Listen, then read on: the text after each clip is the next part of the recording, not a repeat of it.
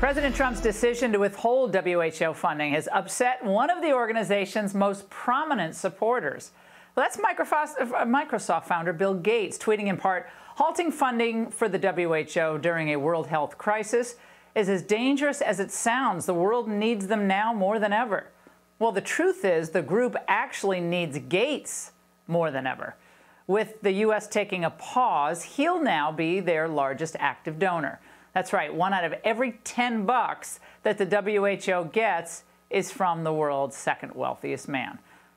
So should we be concerned about how much one man has maybe an outsized influence with an obviously corruptible entity such as the WHO? Joining me now is Cheryl Chumley, who is the Washington Times opinion editor, has been writing up a storm about all this. Cheryl, is all that money from Gates influencing how the WHO operates? Definitely. And thanks for having me, Laura, to talk about this issue that's really fallen under the radar.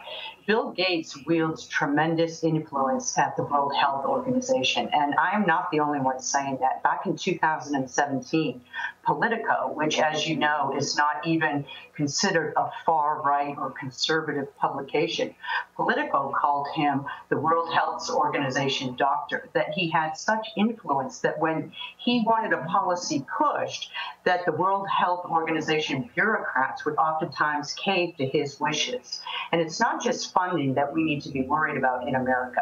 This is an unelected guy who really has no political affiliation with America, and yet he has been given a huge platform to push what I view as anti-American policies based on coronavirus figures. Yeah. And this is something that he's not going to be held accountable to by voters.